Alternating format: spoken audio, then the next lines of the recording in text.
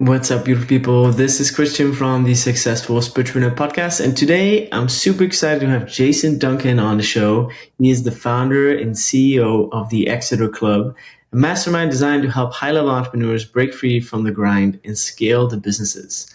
He's also the best-selling author of Exit Without Exiting and the host of the Root of All Success podcast. Known as America's Exit Coach, Jason specializes in helping entrepreneurs step away from daily operations without losing ownership or profits. Jason's mission is to help entrepreneurs build businesses around their lives, not the other way around. And he does that with using his strategy and XOS method. He helps business owners create systems that allow their business to thrive independently.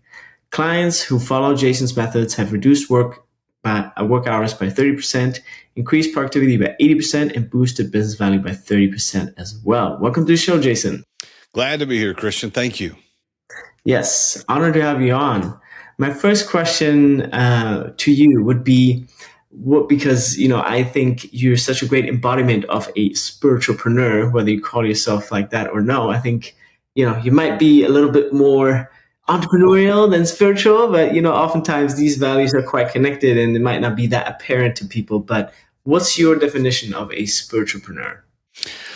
I thought about this getting ready for today's show, and it's an interesting phrase, spiritual entrepreneur, because I look at myself as someone who has known Jesus my entire life. My parents raised me in the church, and there's never been a moment where that wasn't part of my reality and part of what I embrace in my faith. So for me, being spiritual and specifically being a follower of Christ has been a part of my journey all through my life, whether I was in ministry work, which I did for a while, whether I was in school teaching, running traditional businesses, or now as a mastermind leader, a coach, author, and a podcaster. So for me, being an entrepreneur and also being spiritual, they just intertwine. There is not a separation. It's kind of like this idea that I disagree with work-life balance. I don't use that phrase because I think work is part of life. And so there's no balance between something that's already part of the thing that you're talking about. So I believe the same thing about spiritual entrepreneur. For me, I am spiritual and I'm an entrepreneur. So to me, they're one and the same because of who I am as an individual.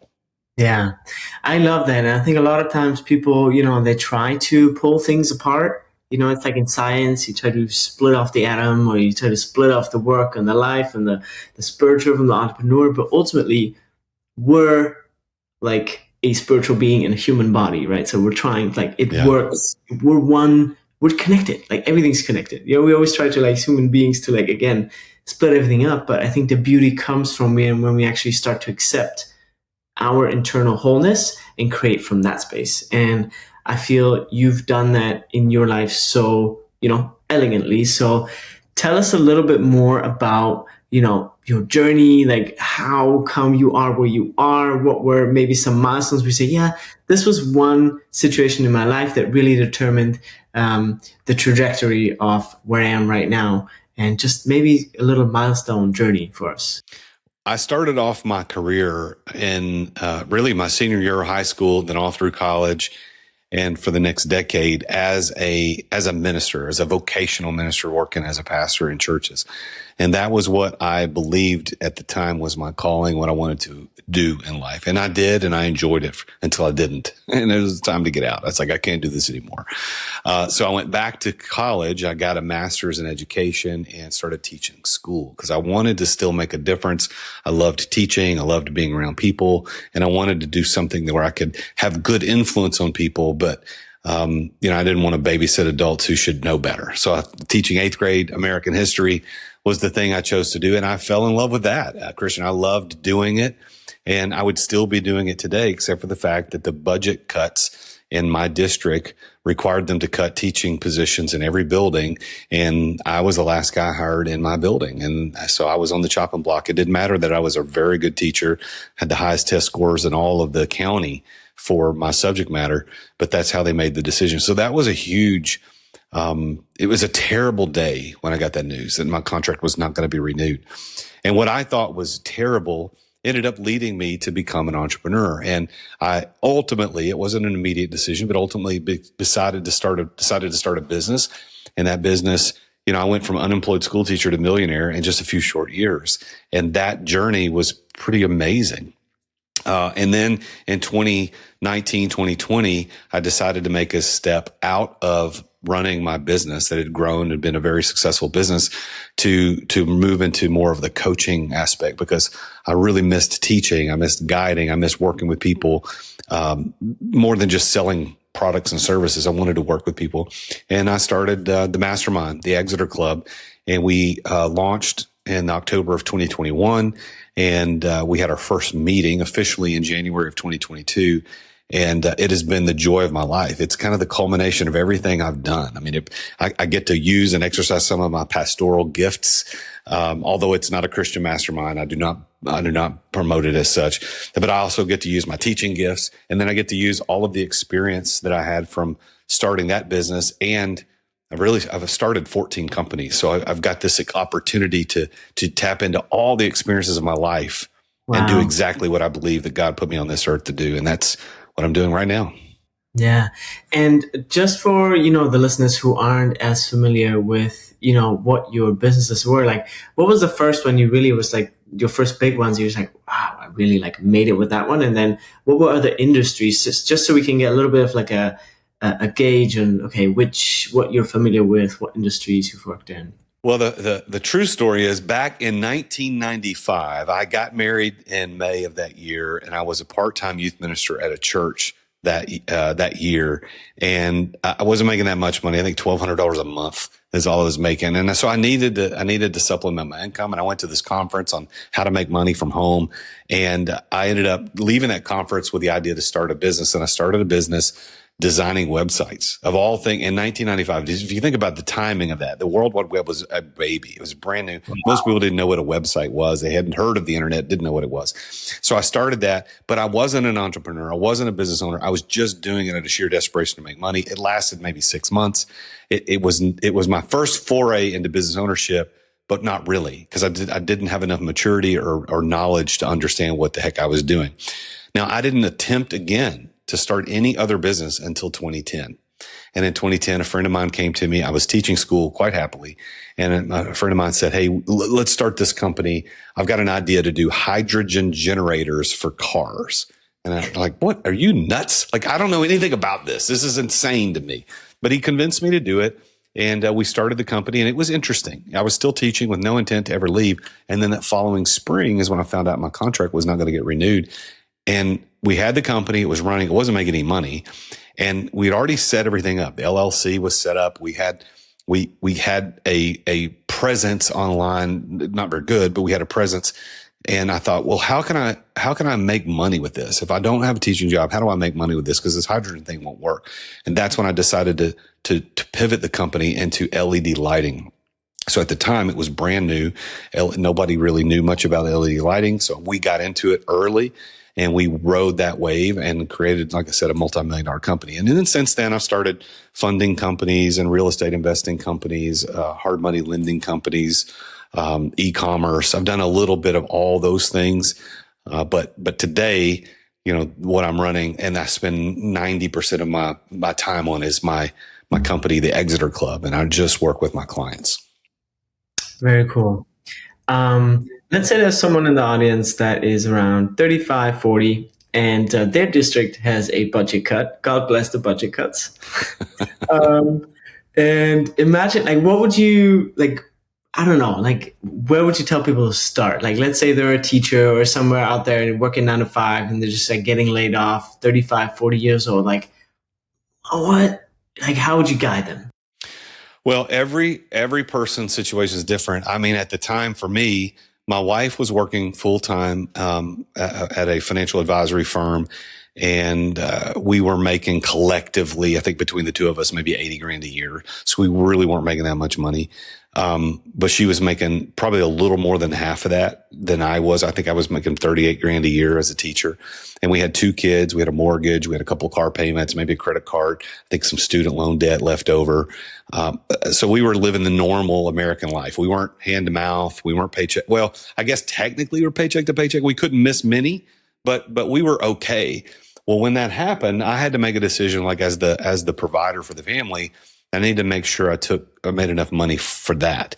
So I can't in a vacuum say, well, if you're 35, 40 years old and you get laid off, here's what you should do, because I don't know what your situation is. If you have no debt, no family, no nothing, like that, what I would tell that person to do is very, very different than what I would tell somebody in my situation where you got a family and kids.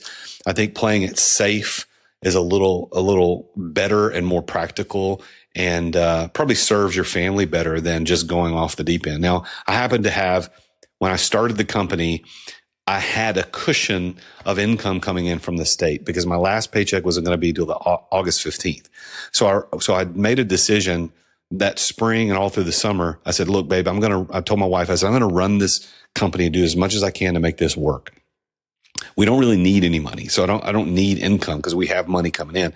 But August, that's the cliff. So if I don't have anything happen between now and then, I will go get a real job. I'll work at Lowe's. I'll work at Home Depot. I'll work at Starbucks. Whatever. I'll just make some money to help pay the bills. Well, on August the 12th, 3 days before my self-imposed deadline, I got on the elevator at a regional hospital, rode to the third floor conference room, and made the pitch of a lifetime. And it was an LED lighting project where we were going to retrofit all of their lighting in the whole hospital to LED, and it was going to save them like $280,000 a year in energy costs. And the guy, this is a funny story. So the guy who was the chief, well, the CFO was there, but the guy who was the main facility guy looks across me. He stops me about 2/3 of the way through my presentation, and he says, "Can I ask you a question?" I said, "Yeah, sure." He said, "Has anybody ever told you no?" Now, the reality was this is my first pitch. So the true answer is no. Nobody's ever told me no. So that's what I told him. I said, "No, sir, nobody's ever told me no." I didn't tell him that I never asked before, but I said, "Nobody's ever told me no." And then he looked at me again. He said, "Well, why wouldn't I do this?" I mean, it really didn't make any sense not to do it because he was going to save more money than it was going to cost to do it. And I said, "I don't know. Why wouldn't you do it?" And then he looked at the CFO who was sitting at the other end of the table. And then he looked back at me and he said, "Do you trust these guys?" And so there's me and my business partner sitting at the table. We're green. It's obvious. We kind of know what we're talking about, but we're not 100%. And then the CFO says, "Yeah, I trust him." And he said, "Write the man a check." So the guy before we left that day wrote me an $18,000 check as a deposit to get started on some preliminary work. But that project, Christian, turned out to be a $2.3 million project over the course of the next 3 years. That's how I got into entrepreneurship. And that is a true story. Amazing. I love that. That's a great story. I love that. So tell us a little bit more about you being, America's exit coach. Like, how can people think a little bit more of their business as they actually want to exit it? Because a lot of times people start something out of their passion or because they love it so much, but they never really think about the exit because it's like far away, or I love it so much I don't even want to exit. But tell us more about that philosophy, around that exit strategy. Or even I think it was 2016, 2017, I hired a business coach for the very first time. And, the company was doing fairly well. We'd cracked multi-millions in revenue and we had decent net profit. And then it was in 2018 when we cracked $1 million in EBITDA for the first time. And so I didn't really enjoy the business. It wasn't that I loathed it or hated it. It's just, I just didn't enjoy it. I liked working with my employees. I liked most of my clients. There wasn't anything wrong with it, but I only did that because it was the thing at the time that I thought would work. LED lighting. Well, I didn't really particularly care for LED lighting. I understood it better than 90% of the people I knew, but I didn't really want to do that. I would much rather run a motorcycle dealership or a car dealership or something that I enjoyed. And so I sat down with my business coach and I told him, "Hey man, I think I want to sell the company. What do you think?" And he said, "You can't." And I said, "What do you mean? We got $1 million in profit. We're doing great. We got, 15, 20 employees. We're working all over the country. Things are good." He goes, "The reason you want out is the same reason no one will want in." And it shook me because I thought, well, he's right. I mean, I didn't say he was right immediately because I disagreed with him, but as I started thinking about it, nobody would want to have bought that because everything ran through me. I was the hub around which everything turned. even though I wasn't doing the dailies, I wasn't selling necessarily, I wasn't running admin or finances, everything still filtered back through me. I was an owner manager. I wasn't an owner operator. I was an owner manager. And he said, nobody's going to pay you for that. Nobody's going to pay for that. They're going to give you such a discount that you would be better off just figuring another way. So I did figure another way. And that's where I wrote the book, Exit Without Exiting, is I figured out how to get out of the daily operations without selling the company. And as I did that over the course of the next couple of years, it started working, and I wasn't working daily in the business at all. And people started asking, "Hey, Jason, did you sell the company?" No, I didn't. Well, what do you do every day? Well, I exited. Well, I thought you didn't exit. Well, I exited without exiting. And so that phrase just kind of came up over and over and over again. And people started asking, well, can you show me how to do that? Can you show me how to do that? So over time, through the mistakes I made in that process, because my exit worked until it didn't. And then I had some bad characters come in and did some things that I didn't see what they were doing. And the company ended up losing that company. Honestly, the truth is, but as I went through that process and then starting and exiting some other companies in various levels of success, people kept asking me, well, how do you do it? Well, how do you make sure that you don't make the mistake that you made? How do you do these things? And so that just became the thing that people started asking me about. So today I consider myself America's exit coach. Am I the guy that's going to take you and go figure out how to get a multiple on private equity and do A, B, and C, rounds and seed round? No, but the average guy running a $3 to $50 million company in the U.S., if you want to learn how to get yourself out of the weeds of operations, build your multiple so that it goes up to a place that makes sense, and then maybe set up a business to provide you passive income for the rest of your life, I can show you how to do that. I love that. Wonderful. Yeah. Where can people learn more about that to join a coaching mastermind or a group of yours? The easiest place to do would be just go to my website, theexiterclub.com. That's the Exiter, EXITER club.com. And there's videos and information and testimonials that talk about who we are and what we do as a club. And then if that's interesting to you, you can book a call with me or one of my exit and growth advisors, and we can sit down and talk with you about what your situation is and then tell you how the club works. We have 6 coaches in our program. So it's not just me. You're not just going to be talking to one guy. You're going to get an attorney, a CPA, a wealth advisor, a mindset coach, an investment banker. All of these people you get access to them too, so that you can figure out how to build the value in your business and get yourself out of the owner operator or owner manager status. Beautiful. How do you ensure, because a lot of these businesses in that size, especially I think, are still again tied to kind of the founder's values, the culture of basically yourself, right? How do you ensure that culture stays great or tied to what clients are used to, what the company represents? How do you maintain authenticity? You have to make sure that the foundation is built correctly. The foundation of anything is what makes it stand or what makes it fall. And so building the culture of a company takes a lot of effort, takes a lot of intentionality. And as a founder, you are the one in charge of the culture. You set the culture, you set the tone for the business. And I would say up until about 20 employees, not only do you set it, you control it.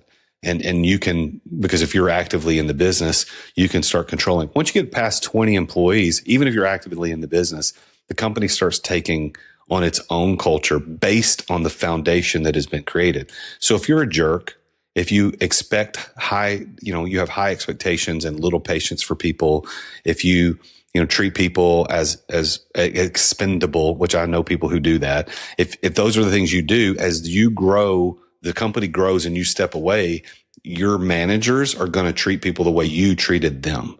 They're never going to exceed your ability. They're not going to exceed the way you treated them. So you have to build a foundation of culture the right way, and then you can pull out. So if you do that the right way, that's not to mean you won't have problems from time to time, but it's more likely to succeed than otherwise. I mean, you look at the culture of the huge companies today, the culture of Apple, the culture of Google, the culture of Tesla or Amazon, the big darlings of the entrepreneurial world. The culture in those companies has remained steady pretty much the whole time without the founder's involvement. But that doesn't mean the founder didn't spend, years and sleepless nights making sure that the foundation was built. And then you got other companies where the owner or the founder steps away and the company tanks. Well, that's because they built a bad foundation and they've made it all about them and not about the company. Beautiful. I love that. Can you tell us a story about like maybe a client that you had or somebody who ran through XOS, or one of your past clients that just like, yeah, he was this guy. I think it's good to like illustrate an example. So one of the coolest stories we've had in a long time is we had a gentleman named Matt, and he joined the Exeter Club not quite a year ago, and his company was already listed for sale with a broker, and he wasn't getting any bites, and nothing was moving, and he was anxious to go ahead and get it sold, and he read my book, and so he reached out to me directly after reading my book, and he said, "Hey, I read your book. I think you can help me. Here's my situation." And I said, "Okay, well, tell me why you want to sell right now. Because why you want to sell is as important as anything else." And he said, "Well, I'm getting on a boat. I bought a cabin on a boat that's going to be sailing around the world for 3 years. And we leave next August." And like, what? He goes, "Yeah, that's my deadline. I gotta figure this out." And I said, "Well, look, I can't promise you anything. I doubt there's any way that we can figure out how to get your company retooled and marketable by August. It's just probably not possible." Now, here's what's happened. He, after learning the exit without exiting methodology and the mindset and the XOS method, he decided to delist it, to pull it down. He said, "Look, I can run this from my laptop in a boat on the other side of the world, and I could still make the money. I don't need to sell it. And when I get back off my tour, the company's still going. I can step back in. I can get it, do whatever, and then I can sell it. But in the meantime, he can make money and not be present." He says, "I don't really need to sell it." So he sent me a message on Saturday and said he was heading from California to Tokyo and taking the bullet train to Hiroshima, and then he was hopping on the boat. He's going to be gone. I'm like, this is the best story ever. I love this. But that is an illustration of, people come to me all the time. They say, "Well, look, you're an exit coach. I want you to help me exit the company." Okay, we can do that. We have investment bankers and M&A attorneys that we can get you set up and we could get you exited. But more often than not, people say, "Oh, well, why would I sell? If I'm pulling in 2, 3, 4, 500, maybe $1 million a year personally out of this business, why sell it? If I can figure out how to make this thing run and I don't have to be here." That's passive income. In the United States, there are laws and tax laws to our advantage. If you're doing less than 750 hours a year in that business, it's counted as passive income. And so if your business is throwing off $1 million in passive income to you, I mean, think about the tax savings, where if you sold the company, you might have to give the government half of your money. So I'm not a tax advisor, and that's not tax advice, but there are ways that you can do this that most people don't think about. Yeah, I love that. And imagine all the what's a good way to put this? The karma saved in a way. You know what I mean? Like you help someone retain instead of like just like a one-off big sell, whatever it is. But you help someone. He's super happy he still has it. He's gonna serve him for many, many years to come. It's like it's great work. Yeah. That you do for people. Absolutely. I love it. And that's why I love it so much. I can't imagine doing anything else. Beautiful. I love that. And when people come to you, what do they usually like when you look at businesses across the board that you've advised and coached and guided? Like, what do they usually lack? Is it just systems, or is it oftentimes it's system and culture that, like, what's across the board that you'd say, if somebody's there now, like, make sure this is kind of it, or make sure you focus on the culture now versus, in 5-10 years, I think the thing that most people lack is the mindset required to step away from daily operations. Most entrepreneurs have the hero syndrome.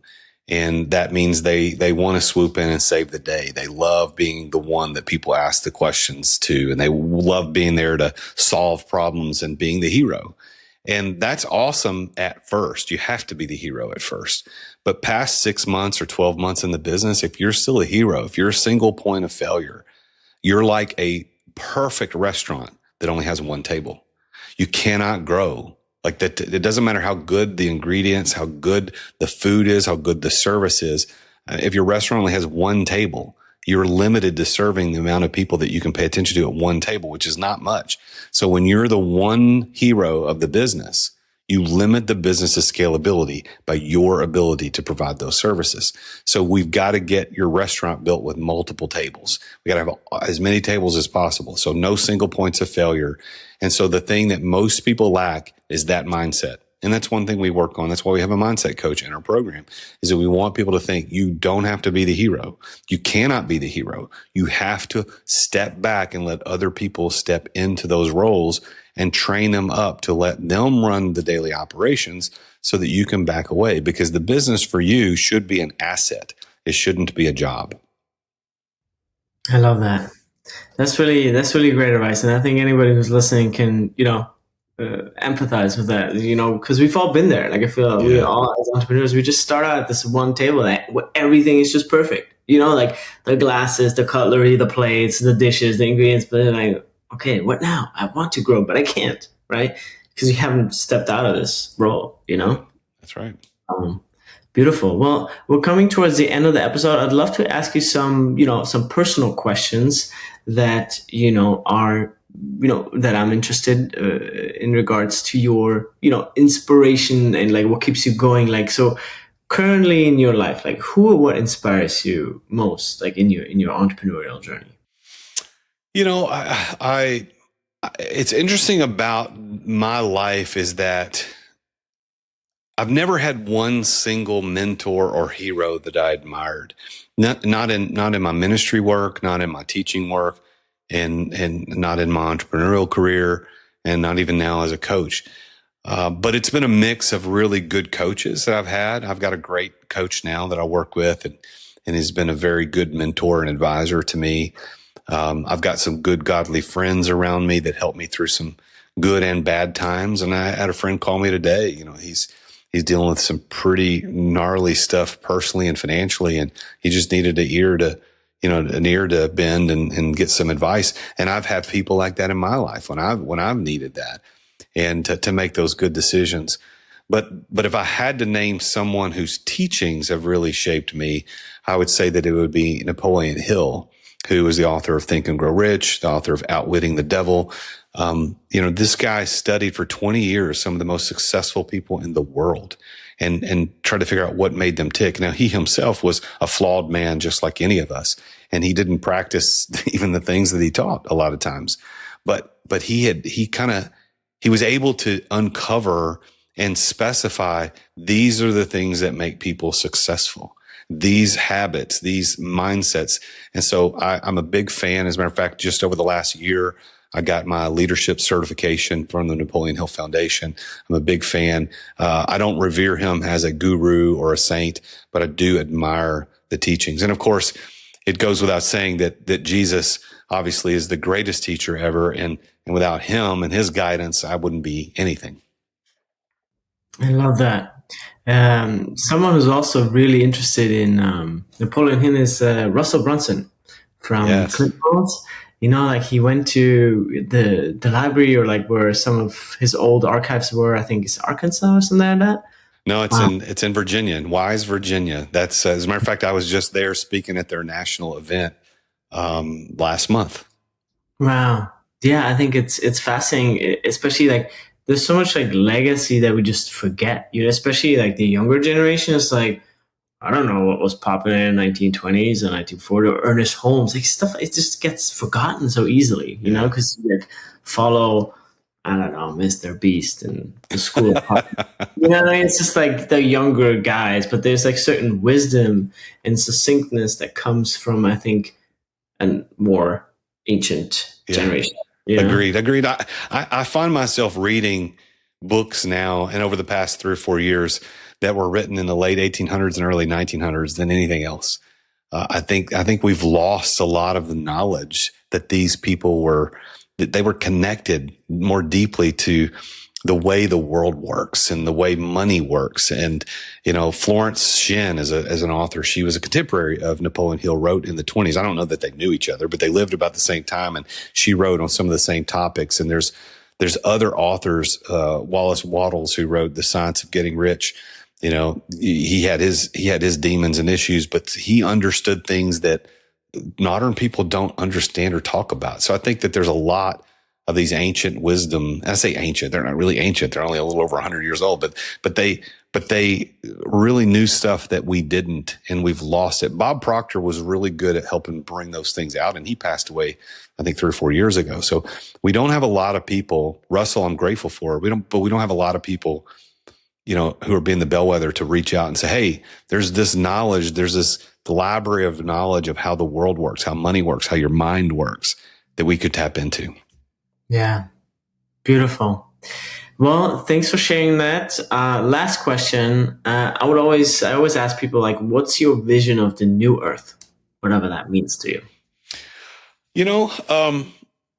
What I believe about what's going to happen when the new heaven and the new earth come is that it's going to be everything that we wish it was. But a lot of what we had no idea and could never anticipate.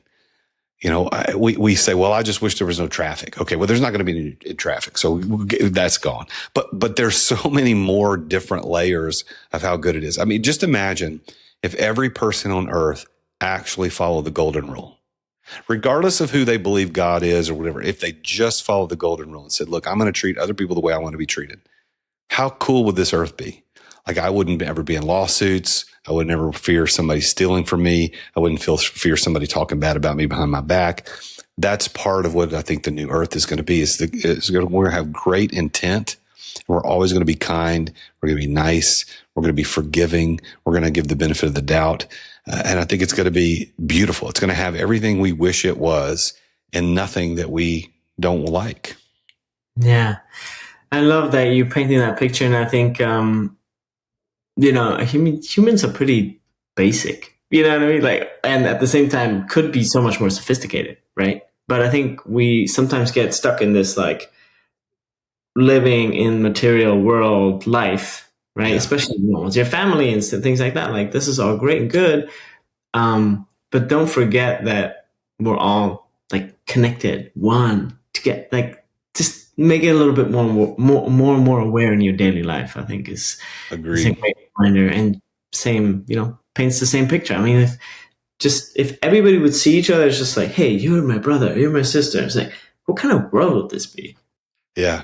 Well, there's a book. I can't remember the author. Let me see if it's here on my desk. Don't see it immediately, but it's called Happy Pocket Full of Money. Have you ever heard of this book? You know what I'm talking about?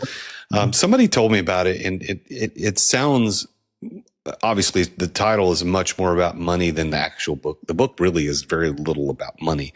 It's really about what you just talked about, Christian, about how we're all connected, that we're all one, and that when we understand and embrace that there's no barriers to what we can accomplish, whether it be the pursuit of wealth or generational wealth or anything else.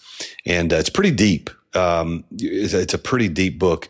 The hook is that's about money, but it really isn't about money. And but if you haven't read it, I think it would be something you would enjoy. Beautiful. I appreciate that. I'm gonna order it. It's funny because it's like in sales, like give people what they want and get them what they need. It's like, yeah, sometimes you just have to like get their mind hooked to something, but actually give them like, I never thought about it that way. Yeah. So thanks for sharing that. Well, welcome. So thank you so much for being on the show.